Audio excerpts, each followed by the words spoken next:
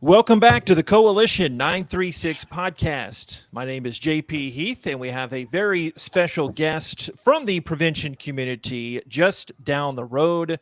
Kim Simmons is a Director of Prevention at ADAC, Alcohol and Drug Abuse Council of Deep East Texas. Good day, ma'am. How are you? Hi, JP. How are you? Outstanding. A former co-worker and just an all-around good friend, and we have go back quite some time. So we filled time with a lot of other conversations. So this should be a piece of cake, Yeah, right? this one will be easy. Just talking. So give us the scope, because when I start with a different guest, I never assume anybody watching or listening knows anything about the field we're in, or much less the specific job duties we have. So kind of tell us what ADAC is, and specifically your work and how that branches off. And I know, because for those that don't know, I used to work at ADAC, and just the programs that y'all serve, the many counties in our Texas forest country. Okay. Well, ADAC does have quite a spectrum. And what I mean by that, on that spectrum of care, is that we start with everything what we call the littles. And that's starting with pre-K 3 and 4, believe it or not. And JP knows that it'd be nice if we didn't have to repeat information or tell these kids more than one time what's going on and what they need to do. But kids are very impressionable at that age, and they also begin to learn and absorb real quickly. So we start as early as like I said, pre-K 3 and 4, with some of the education tactics, just from everything about healthy choices in living and not taking medication from strangers, to talking to them about the importance of hygiene and just caring for your body and yourself, because that all spills over into the substance abuse realm. From the pre-K 3-year-olds and 4-year-olds, we move into some of the curriculum based under our prevention realm. And those would be going into our school age, starting with kinder through third through fifth, all the way up through high school. And that's using state approved curriculum to reach kiddos on more of a daily basis. Then we have an intervention program. That's new. That's something that JP came along after you left. ADAC has always been the prevention side and then the treatment side. And now we have an intervention component, which is a super great addition. We have the Padres program. And if you'll remember our old former employee again, so the circle of life comes back around, Valley Cross, who was with us and left the field for a while, but came back.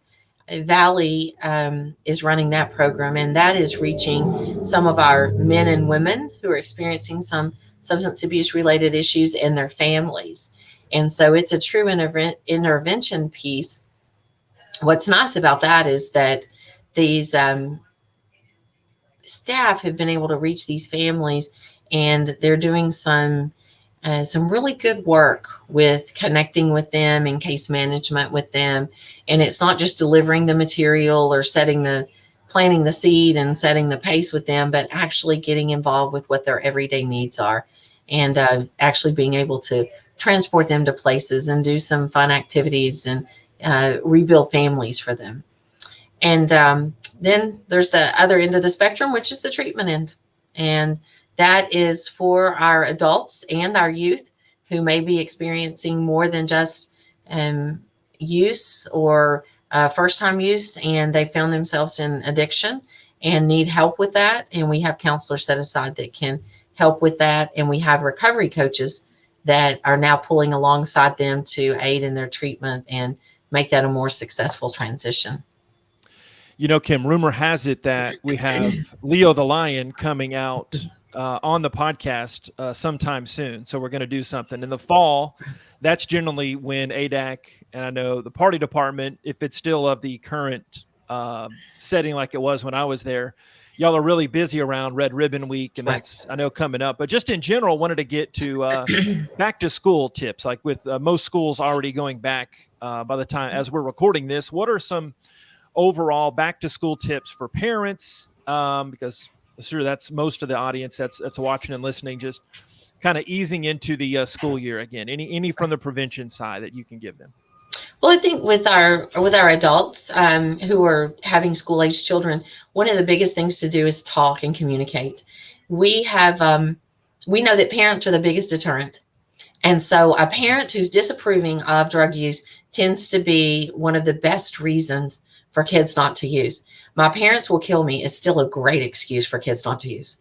So the biggest thing is talking with kids. A lot of times parents think it's too early, or maybe I shouldn't talk to my kid, or I don't want to implant that idea in them.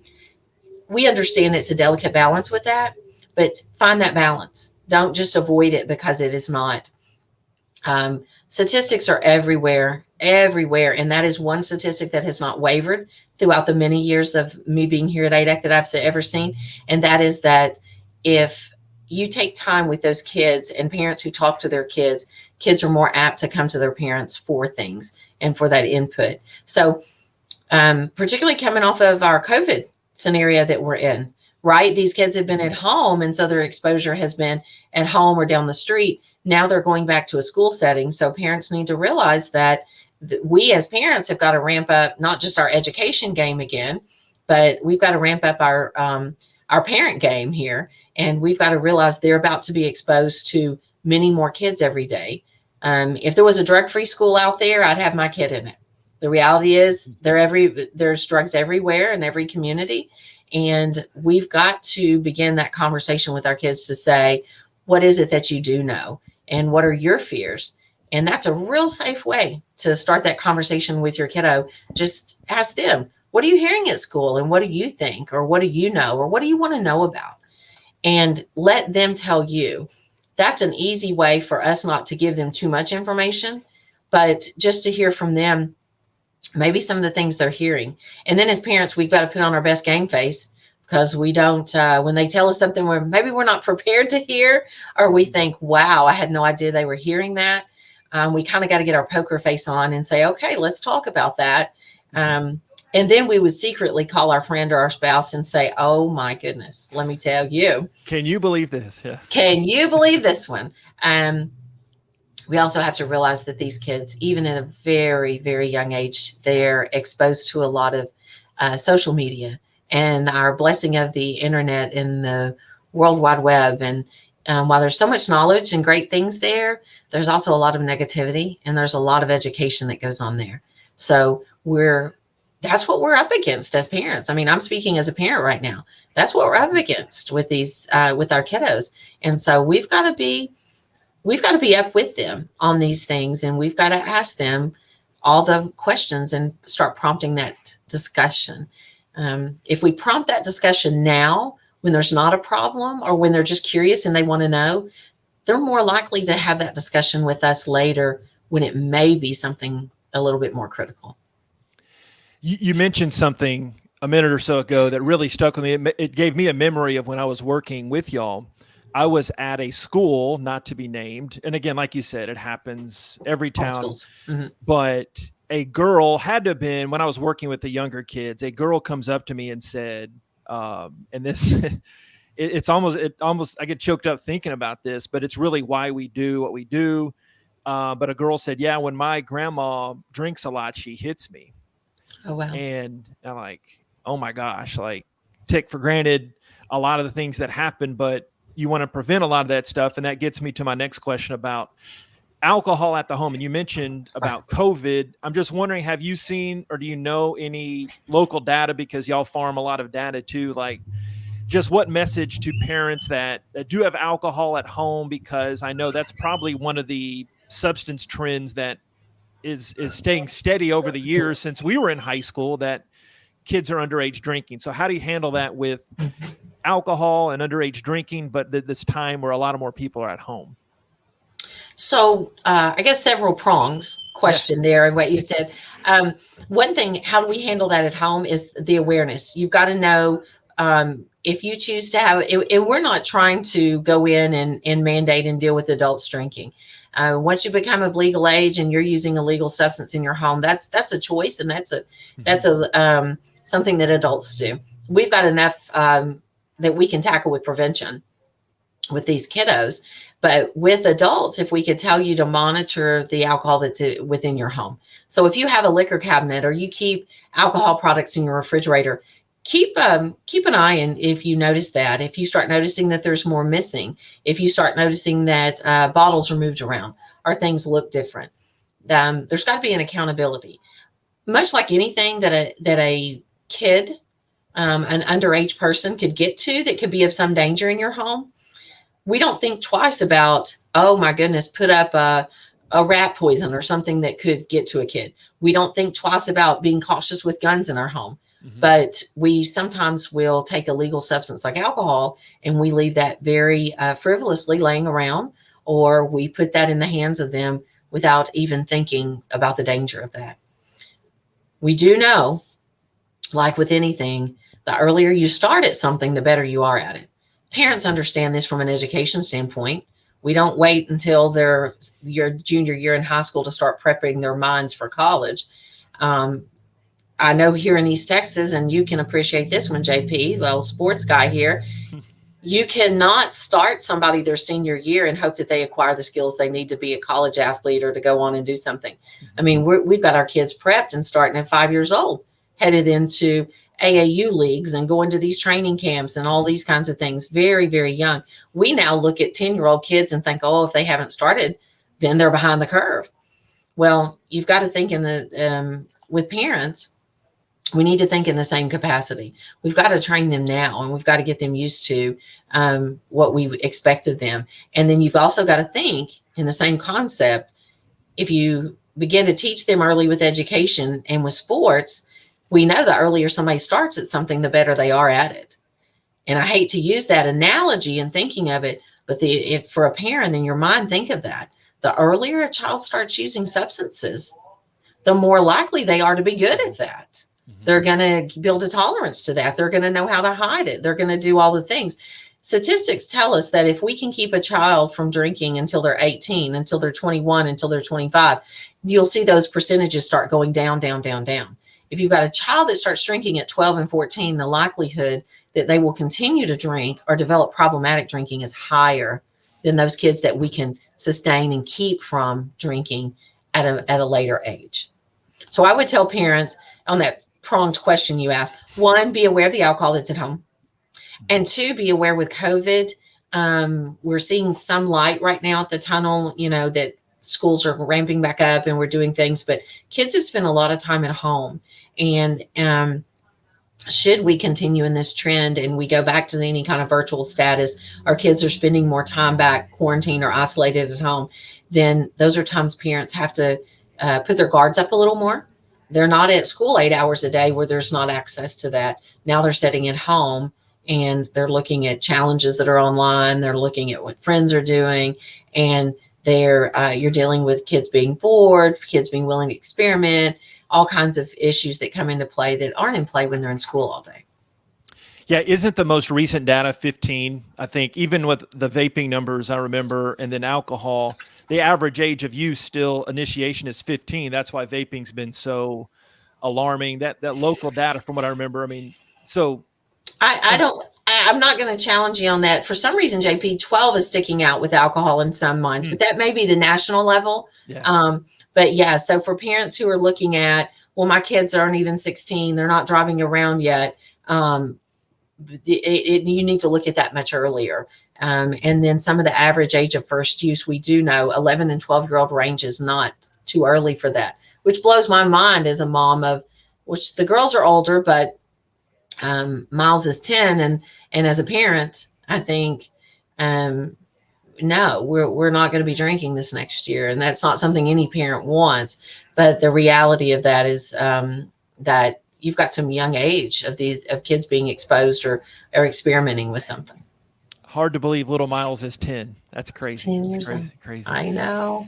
So here's one that I know I get and got a lot. So I know you know this answer, and I can tell you what I said too. But so if a parent drinks or smokes, obviously legal substances, as you mentioned a few answers ago, what's a good mention? What's a good message to the kids, or a conversation starter like, hey, just because I did it, you shouldn't do it? Is it that simple? Because there's also different messages there, and some just pick up drinking and smoking like their parents, but some don't want anything to do with it. So what's a good message there both ways? Boy, you're trying to get me in trouble, JP. Oh, sorry. No, that is seriously a very difficult topic, because as adults, we want to say it is my right and it is my choice to drink. It is my choice to smoke. I am of legal age. It's a legal substance. And those things are true. As an adult, I would say anything that we choose to do in front of our kids, we need to realize that it can have an impression in that. And so we have to teach them and mold them with that. I'll go back to different analogies and things that as a parent myself that I look at and I know that kids pick up and they see. For example, if you tell your kid when they're 16, and I don't want you texting and driving, and you're a chronic texter and driving, and your kid's been in your car with you for 15 years, watching you text and drive and rear end somebody and run off the road from it, or they see that you're sitting at a red light and they're like, Mom, go, you're texting. That's an example that we set for our children. Mm-hmm. And just realize that telling them, hey, I realize I said this and I do this, but you don't do this. It doesn't hold as much truth to that. As a parent, we have to stand our ground sometimes to things and say, this is not something that's allowable for you. I do think that, again, the conversation piece and starter. I know in my home with my kids, one of the things that I've done personally to challenge that is I've told them that's a choice that you will have to make one day. I will not always be with you. I won't be with you once you're 18, 19, 20, and you're at school or living on your own or wherever you may be. But I've taught them about rules and boundaries, and that there is an age with that. And if you get to be over 21 and that is a choice that you do make to drink, then you will be expected to the consequences and you will do these. I also know that as a parent, I've tried to put examples in front of them so that they see and they know some of the dangers of that. And they're very aware of what drinking and driving is and what it causes and what it can create for people. And so it's not just the fact of whether they will or they won't, but that they understand the choices and the consequences with that. And as a parent, keeping that open line of communication with them, instead of just saying, well, I'm the parent and that's why it's going to be so, tell them why. Because I'm an adult and I am allowed to do that. When you become an adult, it'll be a choice you make, but make sure that they understand the negative benefits of what they're getting into with that. Kim Simmons is the Director of Prevention at the Alcohol and Drug Abuse Council of Deep East Texas. Shifting gears slightly to, I guess, more in the tobacco realm, but it could be on the alcohol realm, but hidden in plain sight. I understand that that's something y'all have been doing for a little bit. I've seen one of these demonstrations like at a conference, but honestly, I don't know much about it. Explain hidden in it's tough in an audio medium, and we don't have the demonstration for our YouTube audience, but just hidden in plain sight. It's pretty amazing in how that educates parents that, hey, there's a lot of stuff you don't know, how they can hide different things, right? Right. It was a really neat project. One of our staff members saw it and came back to me and said, we need to not only get this, but they had great ideas on how to better develop this. And in a nutshell, what hidden in plain sight is it is a mock teen bedroom. And what we do is we bring in the material and we set up a bed, some shelves, books laying around, shoes on the floor. It looks as best we can make a teen bedroom look in a conference room and a teacher's lounge and or teacher's work area. And what we then do is have adults only. It is not for kids. Obviously, we don't want to educate them. And we have the adults come through and it's kind of a challenge. We give them an opportunity to look through this teen room and find all of the paraphernalia or hidden items. And then we talk about those. One of the things that we did pre-COVID and got set up is one of our local high schools. And we had the teachers come in. You know this, JP, from your wife. Teachers are a competitive group. Yes. So very competitive.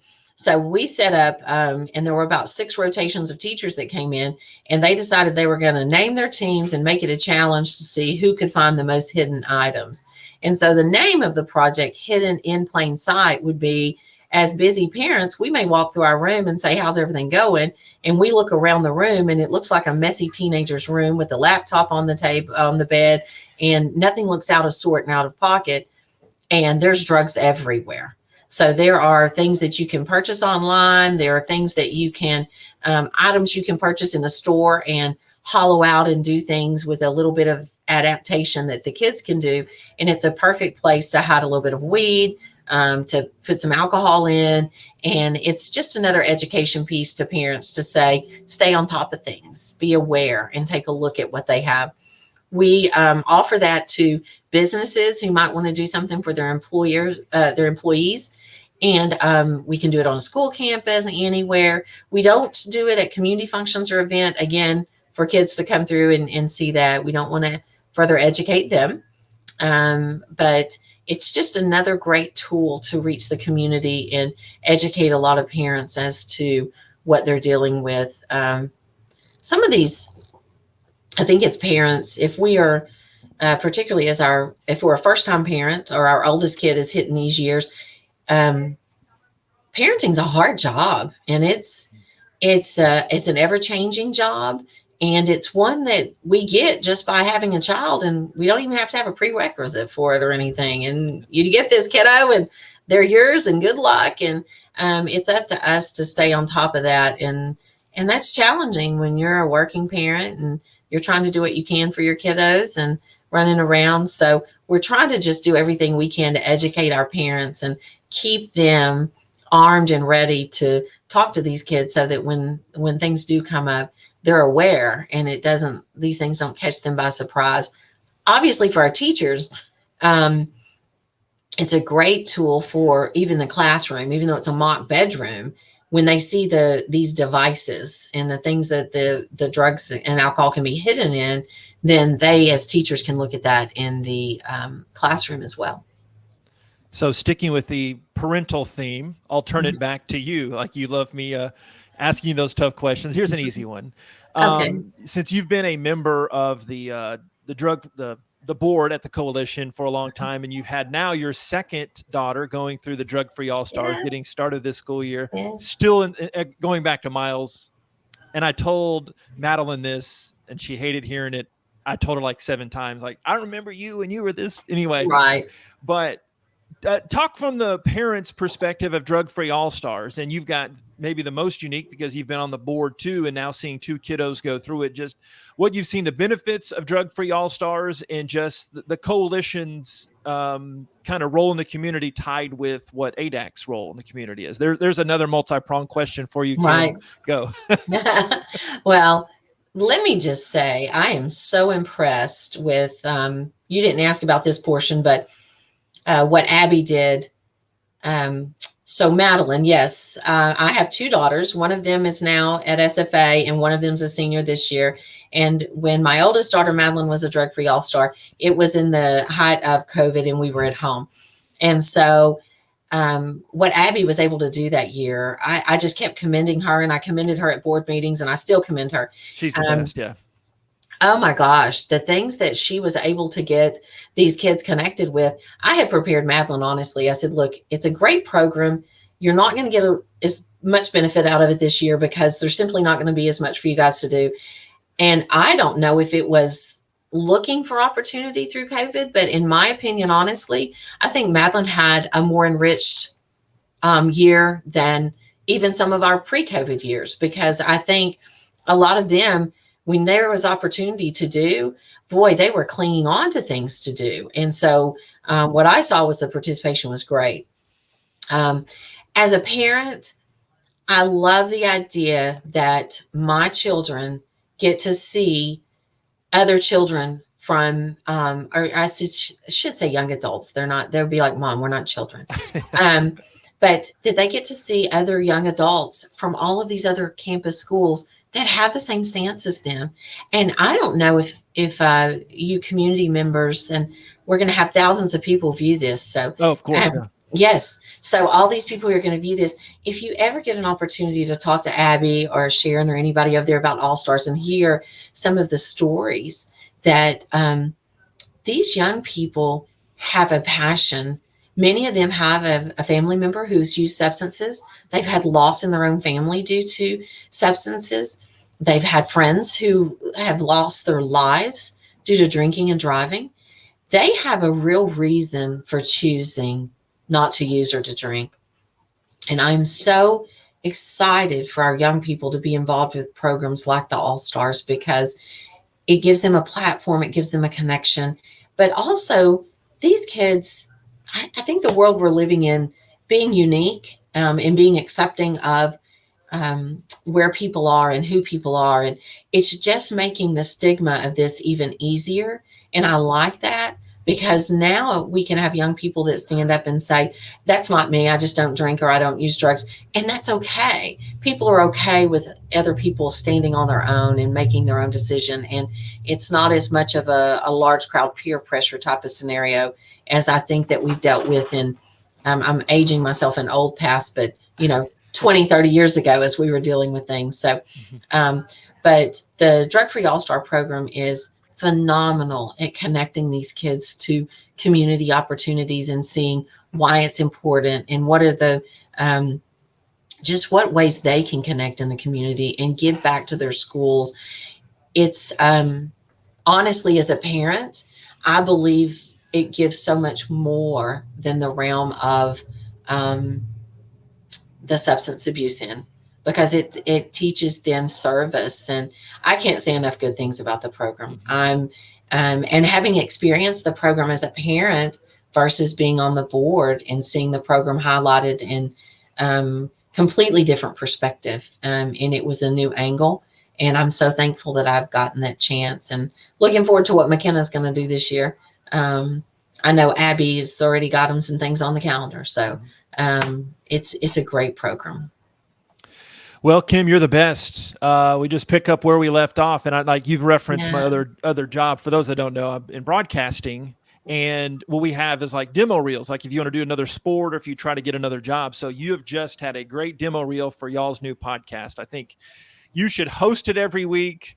And you should put but y'all are starting. You're starting a podcast. I wanted to get a quick plug there, right? Okay, thanks. Yeah, and so we'll be in touch with you, JP, for all of that help. I before we started today, I told JP that I was excited to see how it turns out. I don't know about how it's going to turn out, but we have someone on staff now, Tim Monzingo, who's coming from the more of the media world, and we have looked at in the past having a podcast, but it's never. I think the timing and the fit and what we're looking at with our grants and media from the state, they are increasing the awareness and increasing the opportunity for us to do that.